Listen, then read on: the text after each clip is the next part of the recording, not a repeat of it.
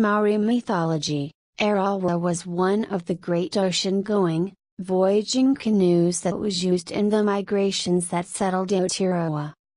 7 generations after Te Kuraimonoa and Puuhaorangi, the Arawa ancestor Tama-te-kapua was born.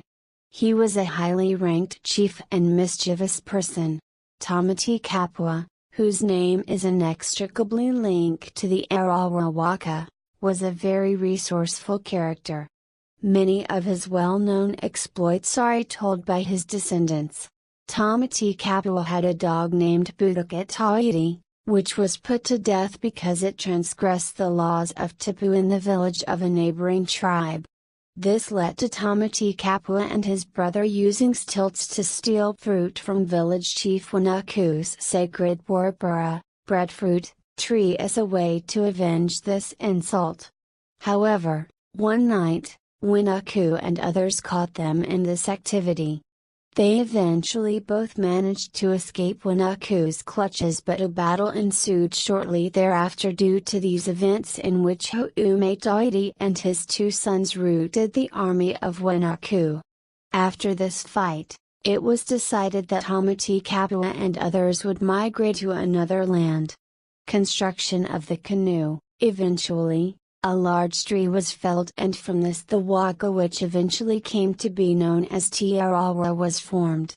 The men who turned this log into a beautifully decorated canoe were Ada, Aotearoa, Ngeyu and Parata. Aotearoa and Tapu, made from New Zealand greenstone brought back by Ngeyu, were the adzes they used for this time-consuming and intensive work. Stafford, 1967, p. 5. Upon completion, the waka was given the name Ngara'a Kotahi Pootakatawhiti, also known as Ngara'a Houmaitawhiti Pootakatawhiti. The waka was eventually completed and birthed in Uenuku, while Tama-te-kapua, in his capacity as rangatira, chief, of the canoe, set about trying to find a tohunga, priest, for the journey. Te Kuraimonoa and his wife Kirawa were tricked by Tama-te-kapua to board the canoe to perform the necessary appeasement incantations to the gods prior to the canoe's departure. However, while they were on board, Tama-te-kapua signaled his men to quickly set sail, and before Te Kuraimonoa and his wife could respond, they were far out to sea. Stafford, 1967, p. 14.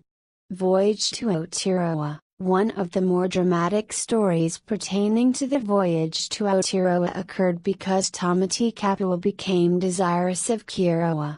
Te Kuraimonoa noticed the glint in Tama-te-kapua's eye and took precautions to protect his wife during the night while he was on deck navigating by the stars.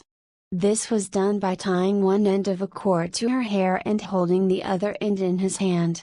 However, Tama-te-kapua untied the cord from Kirawa's hair and attached it to the bed instead. He then made love to her, following this pattern over a number of nights.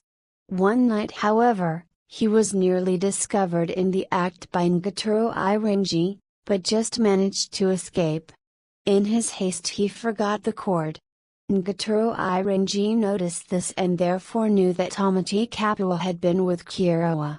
He was furious and, in his desire to gain revenge, raised a huge whirlpool in the sea named Te Kuraimonoa Te Parata, the throat of Te Parata. The waka was about to be lost with all on board, but Te Kuraimonoa eventually took pity and caused the seas to become calm. Steedman, pages 99 to 100. One incident that occurred during this drama was that all the kumara carried on the waka were lost overboard, save for a few that were in a small kit being clutched by Aotearoa. Stafford, 1967, p. 15. Immediately after the coming of the seas, a shark, known as an Arawa, was seen in the water. Te Kuraimonoa immediately renamed the waka Te Arawa, after this shark, which then accompanied the waka to Aotearoa, acting in the capacity of a kaitiaki, guardian. The Arawa waka then continued on to Aotearoa without incident, finally sighting land at Uenuku where feather headdresses were foolishly cast away due to greed and due to the beauty of the Pootakatawhiti bloom. Upon landfall, an argument took place with members of the Te canoe over a beached whale and the ownership thereof. Tama-te-kapua again resorted to trickery and took possession of it despite rightful claim of the Te. The canoe then traveled north up the coast to the Coromandel Peninsula, where Tama-te-kapua first sighted the mountain Moa, a place he was later to make home. Heading south again, it finally came to rest at Migrate, where it was beached and stood until being burnt by Ramadi after Uenuku some years later. Stafford, 1967, pages 17 to 18, 47. Some items of note that were brought to Aotearoa on the Arawa, other than the precious kumara saved by Aotearoa, was a tapu stone, left by Ngaturuirangi on the island Te Poito'otikupnga at Aramayanuka just off the coast of Cape Colville.